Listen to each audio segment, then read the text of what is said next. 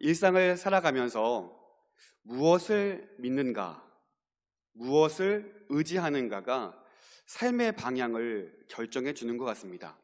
그런데 우리가 무엇을 믿는가, 무엇을 의지하는가는 평범한 일상 중에는 잘 드러나지 않는 것 같아요.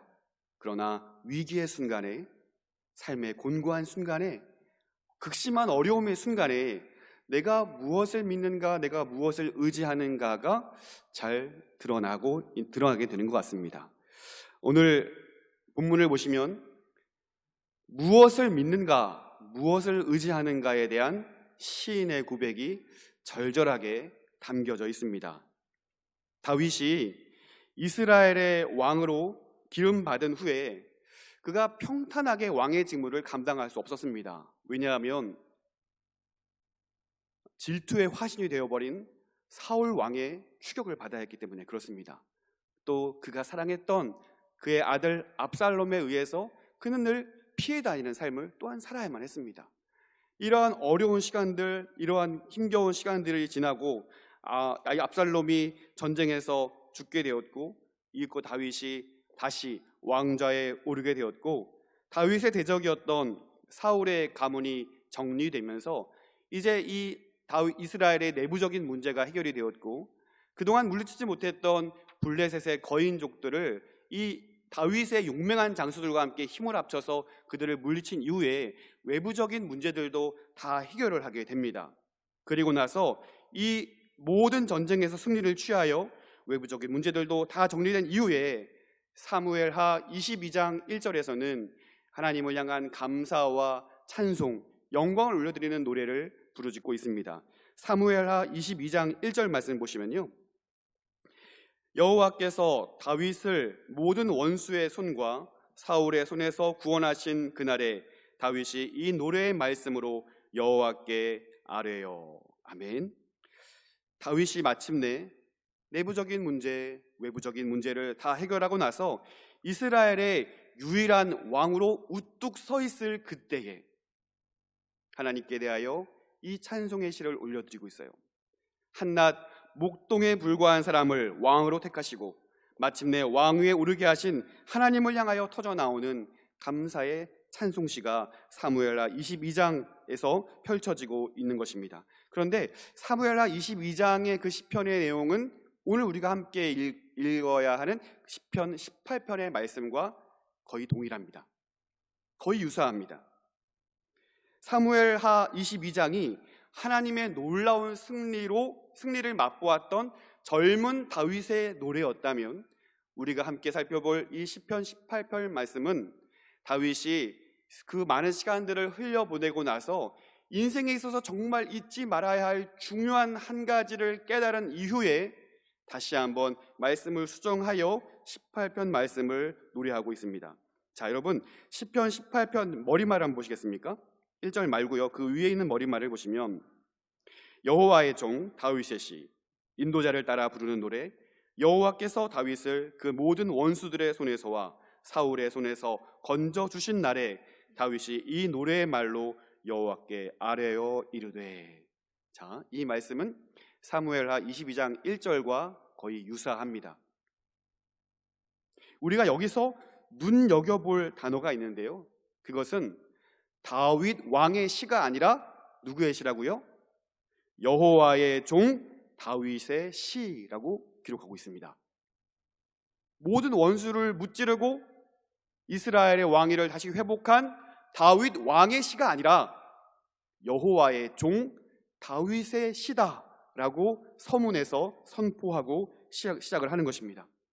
많은 사람들이 이 다윗을 존경하고 신앙의 위인으로 본받으려고 합니다. 저 또한 이 다윗을 참 사랑하는데요, 다윗에게 있어서 정말 본받아야 할 점이 있다면, 그의 신앙에 있어서 위대한 점이 있다면, 그는 자신이 있어야 할 위치를 늘 분명히 한다는 것입니다. 자신이 어떤 자리에 있어야 하는지를 그는 늘 분명히 했다는 사실입니다.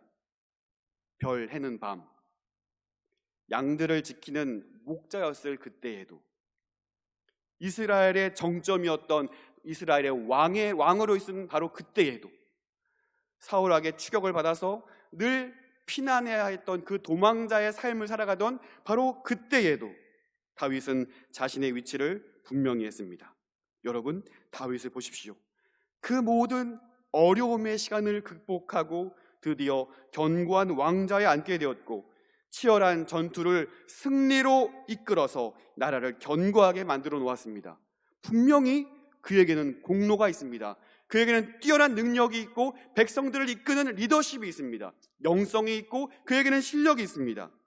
오히려 그의 장수들은요, 그 다윗을 걱정하여서 이스라엘의 등불이 꺼지지 말게 해주십시오. 이 말은 전쟁에 이제는 참여하지 말고 이제 평안히 계셔 주십시오라고 부탁할 정도로 다윗의 공로를 모든 사람들이 인정했다는 사실입니다.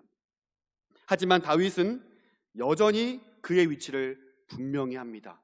그 모든 영광을 자신의 영광으로 차지하는 것이 아니라 오직 하나님께 올려드리고 있습니다. 18절 1절 말씀 우리 다 함께 읽어보겠습니다. 1절입니다.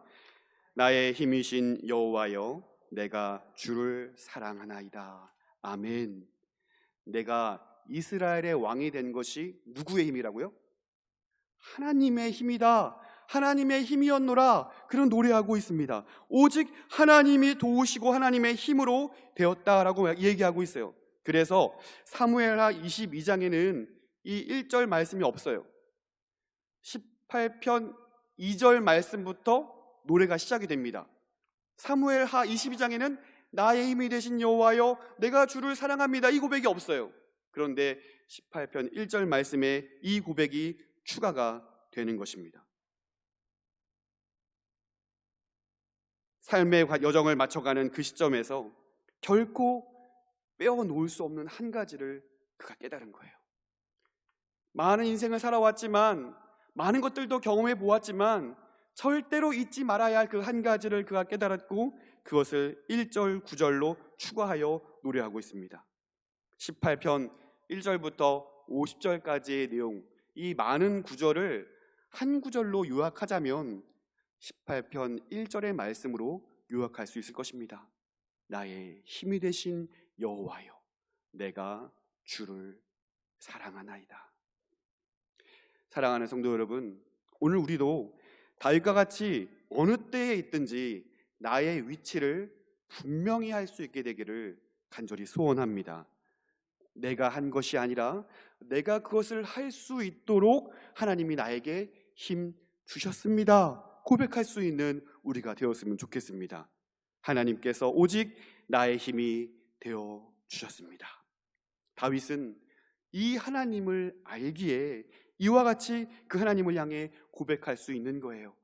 나의 힘이 되신 여호와여, 그 다음에 무엇이죠? 내가 주님을 사랑하나이다. 성경 말씀을 보시면요, 인간이 주체가 되어서 하나님을 사랑합니다라고 고백하는 표현이 거의 등장하지 않습니다. 거의 유일하게 이곳에 등장을 합니다. 우리 성경 청독 읽기를 지금 진행 중에 있는데, 혹시 성경을 읽으시다가 인간이 주체가 되어서 하나님을 사랑합니다라는 고백이 나오면 저에게 좀 제보를 해주시기 바랍니다. 찾아보시기 힘드실 거예요. 주로 하나님이 인간을 사랑했다라는 표현, 인간이 어떤 누군가를 사랑했다는 표현, 그리고 어떤 지도자가 하나님을 사랑하라라고 명령하는 표현들이 많이 등장하지, 인간이 주체가 되어서 하나님을 내가 사랑합니다라고 이야기하는 고백이 거의 희귀한 거예요. 이 말씀을 보면서 생각을 해봅니다. 많은 사람들이 우리의 입으로 하나님을 사랑합니다 고백할 수 있어요. 내가 주님을 사랑합니다 고백할 수 있어요. 그런데 성경에 그와 같은 표현이 왜 희귀했을까? 왜 다윗에게서만 그 표현이 허락됐을까 하는 거예요. 그것은 다윗과 같이 하나님을 온 마음을 다하여 삶으로 하나님을 사랑했던 인물이 희귀했기 때문이 아닐까 생각해 보게 되는 것입니다. 사랑하는 성도 여러분, 그와 같은 삶을 살았기에 하나님은 다윗에게 손을 들어주시는 거예요. 내 마음에 합한 자다. 그가 온몸을 바쳐서 그의 삶을 들여서 그의 모든 행동을 통하여 하나님을 사랑했던 것을 하나님이 아시기에 내가 주님을 사랑했습니다라는 고백을 하나님이 허락하신 건 아닐까 생각해 보게 됩니다. 그래서 오늘 본문의 시작도 단연 하나님으로 시작을 합니다. 시편 18편 1절부터 50절까지 많은 내용들이 있지만 거두절미하고 다윗은 하나님으로부터 노래를 시작합니다. 자, 우리 숲보기 18편 9절을 한번 보실까요? 첫 번째 단락은 1절부터 3절까지 내용인데요, 나의 힘이신 여호와여 라고 한번 정해 보았습니다. 다윗은요, 자신의 삶을 통하여 경험한 하나님을 소개하고 있습니다. 1절부터 3절까지 하나님은 이러한 분이시다, 하나님은 이렇게 나를 도우셨다라는 고백들을 펼쳐놓고 있습니다. 두 번째 단락은 4절부터 5절까지 내용인데요, 사망의 두려움에 빠져있는 다윗의 모습을 그는 표현하고 있습니다. 그리고 세 번째 단락 6절부터 19절까지의 내용은 들으시고 구원하시는 하나님입니다. 절망 가운데 빠져있는 이 다윗의 부르짖음을 하나님 들으신다는 거예요. 들으시고 손을 내미셔서 그를 건져주시는 내용이 잘 소개되어 있습니다. 그리고 네 번째 단락 하나님의 구원을 경험하는 자입니다.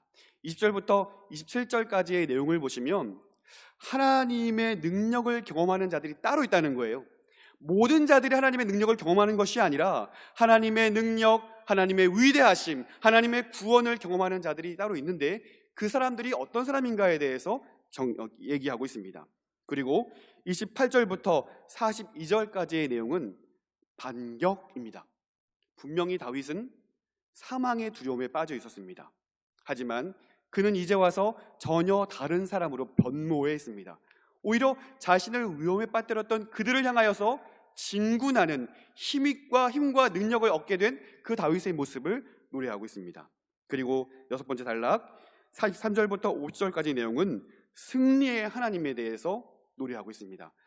힘을 얻어 전쟁에서 승리하였지만 그 공로를 스스로 가로채는 것이 아니라 힘 주신 여호와 하나님께 다시금 영광을 올려드리고 있습니다.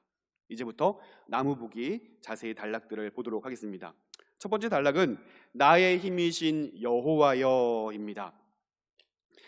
다윗이 고백한 하나님을 향한 이 사랑의 고백, 내가 주님을 사랑합니다 라는 이 고백은 추상적인 것이 아니었습니다. 그것은 매우 구체적인 것이었습니다. 왜냐하면 그가 삶에서 직접 경험한 내용들을 노래하고 있기 때문에 그렇습니다. 그래서 내가 주님을 사랑합니다 라고 고백한 이후에 2절에 가서는 그 하나님은 이런 분이시기 때문에 내가 주님을 사랑할 수밖에 없습니다. 하나님은 이처럼 사랑스러운 분이십니다. 하나님에 대한 은유, 하나님에 대한 모습을 온전히 그림 언어를 통하여 묘사를 하고 있습니다. 자, 2절 말씀에 나오는 그 7가지에 대한 하나님에 대한 묘사를 좀 살펴보도록 하겠습니다. 첫 번째는 반석입니다. 나의 반석이시오 라고 노래하고 있는데요, 이것은 절벽, 암벽 등을 나타내고 있습니다. 절벽, 암벽. 그래서 다윗이 사울의 추격을 피하여서 숨어 지낸 곳이 바로 이런 곳들입니다. 하나님을 나의 반석이라고 표현하고 있습니다. 두 번째는 요새입니다. 이것은 산악 속에 있는 동굴을 의미하는데 실제로 다윗이 이 엔게디 광야에서 숨어 있었던 그 산악 속에 있는 동굴을 얘기하고 있습니다. 사진 한번 보시면요, 실제로 유대 광야에서 흔하게 볼 수 있는 이런 요새입니다. 동굴입니다. 다윗이 광야의 이러한 암벽 동굴에서 여러 번 피신해 살았다는 것을 우리는 말씀을 통해 보게 됩니다. 물론 그를 추적해오는 사울 왕에서도 피하긴 했지만 이 유대 광야에 뜨겁게 내리쬐는 태양을 피하기 위해서도 이러한 동굴은 그에게 큰 휴식이었고 안식처가 되었습니다. 세 번째는 건지시는 이라고 하나님을 소개하고 있습니다. 하나님이 그를 건져내어 주시는, 구원해 내주시는 하나님으로 묘사하고 있습니다. 네 번째는 바위입니다. 이 바위는 반석을 의미합니다. 기초이고 흔들리지 않는, 변함없는, 튼튼한 그러한 안전이요 견고한 반석을 얘기하고 있습니다. 하나님이 이와 같이 나에게 변함없으시고 흔들림 없이 나를 안전하게 지켜주시는 분으로 묘사하고 있습니다. 다섯 번째는 방패입니다. 이것은 주님의 보호하심을 나타내고 있습니다. 여섯 번째는 구원의 뿔입니다. 이것은 하나님의 능력과 힘을 상징하고 있습니다. 일곱 번째는 산성입니다. 피난처를 의미하는데요, 동굴과 같은 자연적인 피난처일 수도 있고 인위적으로 만들어 놓은 요새일 수도 있습니다. 적군이 침입했을 때에 피할 수 있는 높은 곳이나 성벽을 두어서 안전하게 피할 수 있는 곳을 산성이라고 일컫고 있습니다. 그러니까 다윗이 경험한 하나님은 그에게 안전을 주시는 분이십니다. 그를 지켜주시는 분이십니다. 흔들림 없이 견고하여서 절대적인 안전을 주시는 분이 하나님이라는 사실을 그의 삶을 통하여 노래하고 있습니다. 그리고 여러분 눈치를 채셨겠지만 이러한 7가지의 단어들은 실제로 유대 광야에서 흔히들 볼 수 있는 요소들이었습니다. 자연적인 것도 있었고요, 인공적인 것들도 있었어요. 그러니까 일상의 삶에서 다윗은 그 하나님을 경험하였고 일상의 순간에서 하나님의 능력을 다윗은 경험하고 그 하나님을 노래하고 있는 것입니다. 사랑하는 성도 여러분, 우리의 일상 가운데 우리를 지키시는 그 하나님을 우리가 기억하고 발견하고 그 하나님이 어떤 분인지 우리의 입술로, 우리의 표현으로 동일하게 노래할 수 있으면 참 좋겠습니다. 그것이 우리의 인생의 결정에 큰 영향을 줄 줄로 믿습니다. 여러분, 우리의 구원은요, 흔들림 없는 아주 견고한 반석이 되시는 유일한 하나님께만 있음을 여러분 믿으시기를 바랍니다. 두 번째는 사망의 두려움에 빠짐, 두 번째 단락입니다.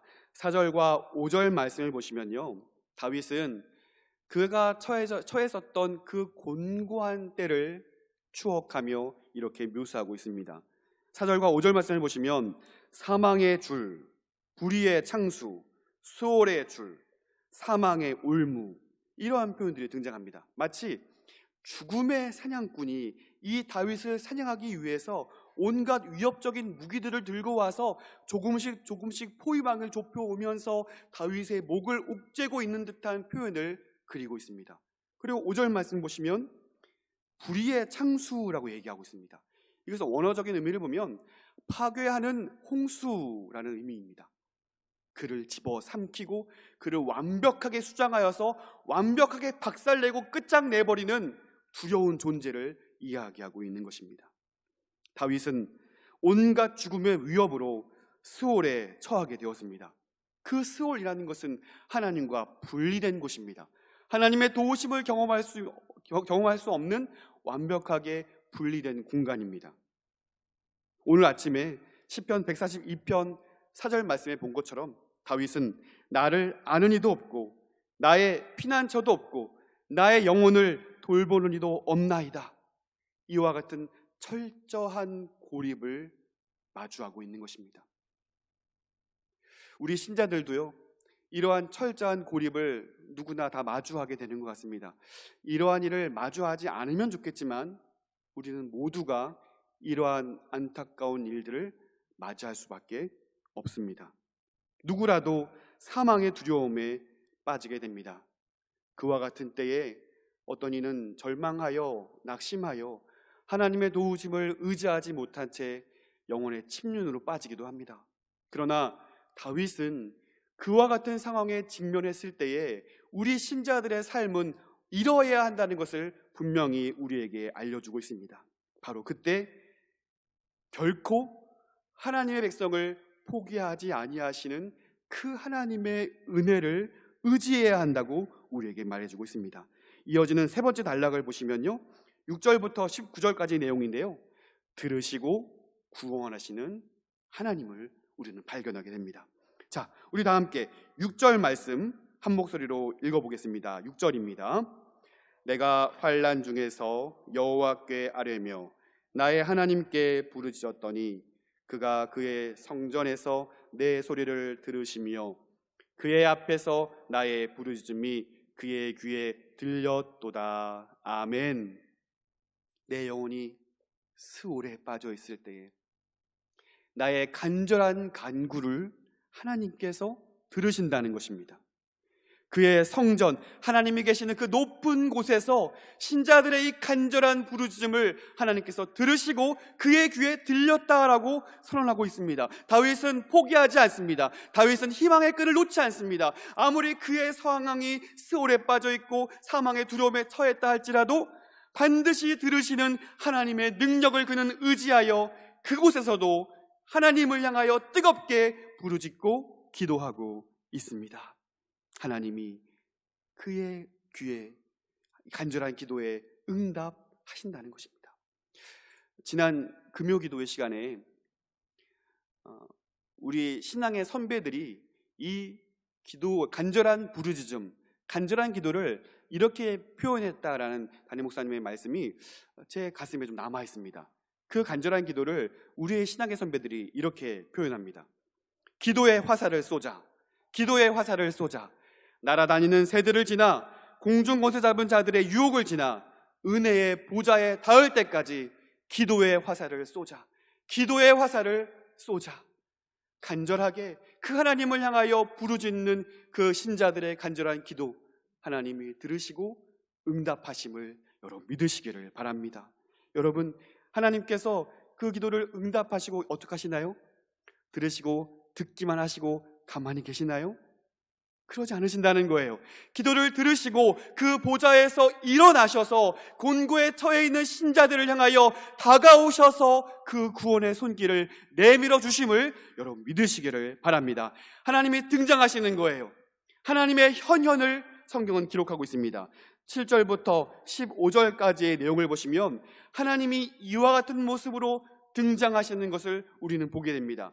지진, 연기와 불, 검은 구름, 천둥, 번개, 상상할 수 없는 대자연의 격변을 통하여서 하나님께서 위험 있는 모습으로 신자들의 삶에 등장하신다는 것입니다. 15절 말씀 보실까요? 이럴 때에 여호와의 꾸지람과 콧김으로 말미암아 물밑이 드러나고 세상의 터가 나타났도다. 아멘. 여러분, 이와 같은 위험 있는 모습으로 하나님이 등장하시는 이유는 무엇입니까? 곤고에 처해 있는 그 신자를 건져 주시기 위함임을 여러분 믿으시기를 바랍니다. 16절 보십시오. 그가 높은 곳에서 손을 펴사 나를 붙잡아 주시며 많은 물에서 나를 건져내셨도라. 그 위험 있는 콧바람으로 모든 물을 마르게 하신 이후에 절망에 빠져있는 그 신자를 건져내어주시는 거예요. 그 전능하신 하나님께서 천지를 말씀으로 창조하신 그 전능의 하나님께서 부르짖는 신자의 구원을 위하여 친히 오셔서 구원의 손길을 내밀어 주시는 것입니다. 이와 같은 하나님의 구원이 16절부터 19절까지의 내용을 통하여 우리에게 소개되고 있습니다. 하나님은 많은 물에서, 강한 원수와 미워하는 자에게서 우리를 건져내시는 분이심을 여러분 믿으시기를 바랍니다. 그러므로 우리는 노래할 수 있습니다. 그러므로 우리는 찬양할 수 있습니다. 비록 그날이 재앙의 날일지라도 그 재앙의 날에 너희의 하나님은 뭐 하시느냐? 많은 사람들이 우리를 조롱하고 우리에게 손가락질하는 그 순간에도 우리는 노래할 수 있습니다. 18절 말씀 우리 다 함께 읽어보도록 하겠습니다. 그들이 나의 재앙의 날에 내게 이르렀으나 여호와께서 나의 의지가 되셨도다. 아멘. 이러한 하나님을 확신하는 자들만 하나님을 향하여 부르짖을 수 있다는 사실을 여러분 기억하시기를 바랍니다. 나의 간구를 하나님은 결단코 외면하지 않으셔요. 하나님은 우리의 기도에 응답하십니다. 그리고 우리의 기도를 들으시고 일어나셔서 마침내는 구원의 손길을 내밀어 주십니다. 그래서 하나님의 일하심은 모든 자의 것이 아님을 우리는 분명히 알 수가 있습니다. 하나님의 구원, 하나님의 능력을 경험할 수 있는 자들이 있다는 거예요. 20절부터 27절까지 내용을 보시면 하나님의 구원을 경험하는 자들에 대한 소개를 하고 있습니다. 우리 22절 말씀 한번 보실까요? 22절 보시면 그의 모든 규례가 내 앞에 있고 내게서 그의 율례를 버리지 아니하였음이로다. 아멘. 이 단락을 보시면요, 언약의 실천의 규범으로 주어진 도, 율례, 규례라는 단어들이 등장을 하게 됩니다. 모두 언약 용어들인데요, 다윗은 자신의 삶에 있어서 이러한 언약 규범을 떠나지 않았고 깨끗하고 완전한 삶을 추구하여 살아갔다는 것입니다. 하나님과의 올바른 언약 관계 안에서 늘 하나님의 율법을 지켜 살아갔다는 거예요. 오히려 하나님의 율법을 지키고 간직하고 그 안에 살아가는 것을 기쁨으로 누렸다는 것입니다. 이것은요, 다윗이 이와 같은 철저한 삶을 살아갔다라고 자랑하는 것이 아니라는 것을 우리는 분명히 알게 됩니다. 오히려 하나님의 율법에 순종함으로 하나님의 다스림을 인정하고 하나님의 명령을 인정하는 것이야말로 가장 안전한 도피처요, 가장 만족스러운 삶을 살 수 있다는 것을 다윗은 오히려 힘을 주어 우리에게 알려주고 있는 것입니다. 그래서 24절부터 27절까지 내용을 한번 보시겠습니까? 우리 24절부터 27절 네 구절 말씀인데요, 한번 천천히 읽어보도록 하겠습니다. 그러므로 여호와께서 내 의를 따라 갚으시되 그의 목전에서 내 손이 깨끗한 만큼 내게 갚으셨도다. 자비로운 자에게는 주의 자비로우심을 나타내시며 완전한 자에게는 주의 완전하심을 보이시며 깨끗한 자에게는 주의 깨끗하심을 보이시며 사악한 자에게는 주의 거스리심을 보이시리니 주께서 곤고한 백성은 구원하시고 교만한 눈은 낮추시리이다. 아멘. 여러분, 이 말씀 우리가 기억해야 할 줄로 압니다. 교회를 오래 다닌 것으로 인해서 하나님의 능력을 경험할 수 있는 것은 아닙니다. 내가 오랜 시간 동안 교회를 출석하였고 많은 일들을 하였다고 하여서 자연스럽게 주어지는 어떤 계급장처럼 응당 하나님의 능력을 경험할 수 있는 것은 아닙니다. 그 어떤 것보다 하나님의 말씀이 내 삶의 중심이요 우선순위가 되어서 하나님의 말씀에 순종하는 사람들, 말씀을 믿고 말씀대로 살려고 헌신하는 자들에게 하나님의 자비와 은혜는 오늘도 우리에게 경험될 줄로 믿으시기를 바랍니다. 여러분, 말씀에 순종하는 자들에게, 말씀이 우리의 삶의 우선순위임을 인정하여 그 말씀의 다스림 가운데 살아가는 자들에게 하나님의 놀라운 능력이 오늘 우리의 삶 가운데 경험된다는 사실을 여러분 믿으시기를 바랍니다. 그래서 말씀을 듣는 일이 중요한 것 같습니다. 말씀을 묵상하는 일이 중요한 것 같습니다. 하나님을 알아가는 일이 더욱 중요한 것 같습니다. 왜냐하면 아는 만큼 하나님을 신뢰할 수 있고 그 하나님을 신뢰하는 만큼 우리의 삶에 하나님을 향한 신실한 결정들이 주어지기 때문입니다. 하나님은 그러한 자들의 삶을 복 주시고 그러한 자들의 삶을 인도하심을 여러분 믿으시기를 바랍니다. 다윗을 보십시오. 사망의 두려움에 빠져 절망하고 신음하던 그가 이제 전혀 다른 모습으로 변모합니다. 절망에 빠져 두려움에 움츠러 있던 그가 이제 용사의 모습으로 거듭나게 됩니다. 하나님의 구원을 경험한 다윗은 이제 반격할 차례입니다. 28절부터 42절까지 내용을 보시면 그와 같은 내용이 등장하는데요, 28절 말씀도 우리 함께 읽어보겠습니다. 28절입니다. 주께서 나의 등불을 켜시며 여호와 내 하나님이 내 흑암을 밝히시리이다. 아멘. 군대에 입대하면요, 선임들이 이런 말을 합니다. 막내야, 눈을 감아봐라. 당황스럽긴 하지만 고참의 명령이니 순종하여 눈을 감습니다. 그러면 잠시 후에 그 고참이 이렇게 얘기합니다. 뭐가 보이냐? 아무것도 보이지 않습니다. 그게 너의 남은 군생활이다.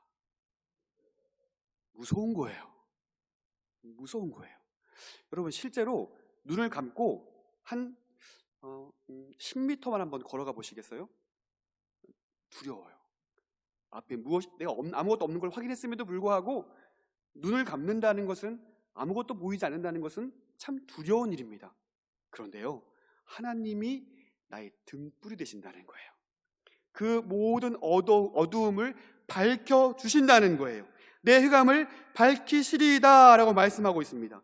환히 밝혀주셔서 그 대적들과 어떻게 맞서야 할지, 내가 어떤 길로 나아가야 할지 하나님께서 밝히 보여주신다는 겁니다. 이제 다윗은 준비가 되었습니다. 29절 말씀 보시겠습니까? 내가 주를 의뢰하고 적군을 향해 달리며 내 하나님을 의지하고 담을 뛰어 넘나이다. 아멘. 죽음의 위협이 그를 짓눌러 수월에 빠져있던 그가 이제 전혀 다른 모습으로 서 있게 됩니다. 그리고 전혀 다른 모습으로 적군을 향하여 쏜살같이 달려간다고 얘기하고 있습니다. 그렇게 된 이유를 2번 반복해서 강조하고 있는데요, 내가 주를 의뢰하고 내 하나님을 의지하고. 하나님을 의지하니 무섭지 않다는 거예요. 하나님을 의뢰하니 도저히 넘어설 수 없는 그 높다란 벽을 향하여 내가 뛰어넘을 수 있겠습니다라고 선포하는 거예요. 여러분, 골리앗을 마주하여 모든 이스라엘 병사들이 두려움에 떨고 있었습니다. 그 어느 누구도 나설 수 없었습니다. 그 골리앗은 높은 담이 되어서 모든 이들에게 두려움을 주었습니다. 바로 그때 소년 다윗이 그 모든 두려움을 떨쳐버리고 그 높은 담을 향하여 뛰어가는 것입니다. 소년 다윗이 그 골리앗이라는 적군을 향하여 뛰어나가는 것입니다. 그리고 얘기하기를, 너는 칼과 창과 단검으로 내게 나아오거니와 나는 여호와 만군의 여호와의 이름으로 내게 달려가노라 라면서 그 높은 담을 뛰어넘는 것입니다. 사랑하는 성도 여러분, 그 하나님을 의지하여 모든 두려움을 떨쳐버리시기를 바랍니다. 하나님을 의지하니 무섭지 않은 거예요. 하나님을 의뢰하니 평소에 넘을 수 없던 그 높은 담이 낮은 담이 되어버리는 거예요. 하나님을 의지하니 나를 소홀에 빠뜨렸던 모든 절망의 순간이 변하여 회복의 순간이요 소망의 순간으로 바뀌게 되더라는 것입니다. 그로 인하여 나는 더 이상 두려움에 떨고 있던 연약한 내가 아니요 하나님이 부여하신 힘으로 용맹한 군사가 되어서 이 적군들을 향하여 용맹하게 뛰어가는 하나님의 군사로 서게 된다는 사실을 여러분 믿으시기를 바랍니다. 그래서 다윗은 우리에게 도전하고 있습니다. 우리에게 소리를 높여서 도전하고 있습니다. 31절 말씀 보십시오. 여호와 외에 누가 하나님이며 우리 하나님 외에 누가 반석이냐. 오직 하나님만이 우리의 하나님이라는 거예요. 오직 하나님만이 우리의 견고한 반석이 되신다는 사실을 그는 힘주어 강조하고 있습니다.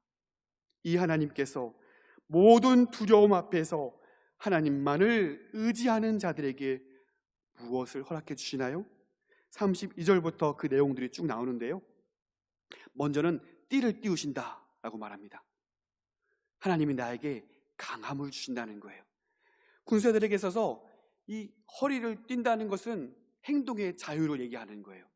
더 많은 활동력을 가지고 힘있게 그 전투에 임할 수 있게 된다는 것입니다. 하나님이 나를 강하게 하십니다. 그리고 나의 발을 암사슴 발 같게 하신다는 거예요. 사슴의 발이 얼마나 민첩한가요? 순식간에 높은 동산으로 뛰어 올라가지 않습니까? 내 손을 가르쳐 싸우게 하시고 노트활, 무거운 청동활마저도 쏠 수 있는 강한 팔이 되게 하신다는 거예요. 그리고 내 걸음을 넓게 하십니다. 자신감 없는 종종 걸음이 아니라 확신에 찬 자신감 넘치는 발걸음이 되게 하신다는 거예요. 전혀 새로운 삶을 살게 되는 것입니다. 강조점은 이 모든 것은, 이 모든 능력은, 이 모든 삶의 변화는 하나님으로부터 주어진다는 사실입니다. 즉 하나님께서 그에게 전쟁을 위해 필요한 모든 힘과 능력을 공급하여 주심을 여러분 믿으시기를 바랍니다. 우리 39절 말씀 보실까요? 우리 39절 말씀은 함께 읽어보겠습니다. 주께서 나를 전쟁하게 하려고 능력으로 내게 띠띠우사 일어나 나를 치는 자들이 내게 굴복하게 하셨나이다. 아멘. 두려워하지 마시기 바랍니다. 내게 힘주시는 하나님께서 내게 승리를 허락할 것을, 승리를 주실 것을 여러분 믿으시기를 바랍니다. 그러므로 다윗은요, 시종 1관 하나님께서 내게 승리를 허락할 것을 기대하고 있어요. 그리고 이 모든 것을 하나님께만 영광 올려 드리고 있습니다. 스올에 빠져 있는 자를 건지시는 분도, 내게 능력을 주셔서 그 전쟁에서 승리를 주시는 분도, 내게 구원을 주시는 분도 하나님이라는 사실을 그는 다시 한번 강조하고 그 하나님을 노래하게 됩니다. 43절부터 50절까지 마지막 단락은 그 승리가 오직 하나님께 있음을 다윗은 노래하고 있습니다. 43절 말씀을 제가 읽겠습니다. 주께서 나를 백성의 다툼에서 건지시고 여러 민족의 으뜸으로 삼으셨으니 내가 알지 못하는 백성이 나를 섬기리이다. 아멘. 오랫동안 사울의 집과 내전을 하였던 때를 의미하는 것 같아요. 그 모든 갈등의 순간이 정리가 되고 하나님께서 자신을 여러 민족의 으뜸으로 삼으셨다라고 그는 그 영광을 하나님께 돌리고 있습니다. 그러면서 내가 알지 못하는 백성이 나를 섬기리이다 라고 노래합니다. 그의 왕권은 확립되었습니다. 사무엘하 22장 이전 말씀들을 쭉 보시면 이제 그가 왕위를 다시 한번 회복하고 주변의 나라들을 다시 한번 정복을 하고 그 모든 것을 되찾은 이후에 이제 이 다윗의 나라가, 이 다윗의 왕국이 더욱 확고해질 것을 분명히 얘기하고 있는데요, 오늘 이 말씀처럼 다윗 왕국은 더욱 확고해지고 확대되게 될 것입니다. 하나님께서 다윗을 높여서 자기 나라 백성뿐만 아니라 인근의 나라 모든 나라들이 그를 섬기게 될 것이라고 말하고 있습니다. 이것은 아브라함과 다윗에게 맺으신 언약의 성취입니다. 다윗을 기름 부어 왕으로 세우신 하나님께서 그와 맺으신 대로, 그와 맺으신 언약대로 그의 나라를 더욱 영원히 세우실 것입니다. 궁극적으로 이 아브라함과 다윗의 후손 예수 그리스도를 높이시는 그 승리를 이 구절에서는 예표하고 있는 것입니다. 이어서 50절 말씀을 보실까요? 여호와께서 그 왕에게 큰 구원을 주시며 기름 부음 받은 자에게 인자를 베푸시며 영원토록 다윗과 그 후손에게로다. 아멘. 결국 이 모든 것의 종지부는 다윗의 후손으로 오시는 예수 그리스도를 통하여서 다윗과 맺으신 그 언약이 성취됨을 분명히 예고하고 있는 것입니다. 사랑하는 성도 여러분, 다윗의 모습을 우리는 그려봅니다. 그리고 그 역시 어려움에 빠져 있었고 곤고의 삶을 살아갔고 그 힘겨운 삶의 순간에 그가 결정했던 것은 절망의 순간에서 나를 외면치 아니하시고 내게 힘주시고 구원 주시는 하나님을 향한 부르짖음, 그가 나를 도우실 것이라는 소망함, 그를 의지하는 그 견고한 믿음이 있었음을 우리는 보게 됩니다. 그래서 다윗은 주님의 큰 구원을 경험하게 됩니다. 그리고 하나님을 의지하는 자들에게 주시는 그 놀라운 능력을 다윗은 경험하게 되었습니다. 그래서 다윗은 다윗 왕보다는 여호와의 종 다윗이라는 표현이 더 마음에 들었던 것 같습니다. 얼마든지 내가 다윗의 왕이, 내가 이스라엘의 왕이다, 다윗 왕이다라고 쓸 수도 있을 거예요. 당대의 많은 사람들이 그것을 가지고 그에게 손가락질할 사람은 아무도 없었을 거예요. 그러나 다윗은 그 영광을 차지하길 원하지 않습니다. 오직 나의 나된 것은 하나님의 은혜였노라 라고 고백하는 것이죠. 다윗은 늘 자신의 자리, 그 위치를 이탈하지 않고 오직 하나님만을 유일한 왕으로 인정하여 모든 영광을 하나님께 올려 드립니다. 여러분 기억하십시오. 왕은요, 의지할 대상이 없습니다. 그러나 종은 의지해야만 하는 대상이 있습니다. 다윗은 이 좋은 편을 택했습니다. 여호와를 이 나라의 유일한 왕으로 인정하여 그분의 명령에 순종하고, 그리고 자신에게 맡긴 모든 백성들을 하나님께로 인도하기로 작정하여 이 시편 18편을 기록하고 있습니다. 그래서 이 18편은요, 예배의 음악으로, 또 국가의 중요한 절기에 대표 찬송곡으로 감사의 시로, 감사의 찬송곡으로 쓰였습니다. 그리고 사무엘하 22장에는 소개되지 않았던 그 단 한 구절의 말씀, 그 말씀을 추가하여서 모든 이스라엘 백성들에게 너희의 유일한 힘은 여호와 하나님이라는 사실을 분명히 노래하고 있습니다. 여호와는 나의 힘이시다. 내가 주님을 사랑합니다. 이것이 다윗의 노래였고, 그리고 그 하나님을 기억한 다윗은 또한 저와 여러분에게, 그 재앙의 날을 직면한 우리들에게 이와 같이 찬양할 것을 도전하고 있습니다. 우리 마지막으로 18절 말씀 함께 읽고 말씀을 마치겠습니다. 그들이 나의 재앙의 날에 내게 이르렀으나 여호와께서 나의 의지가 되셨도다. 아멘.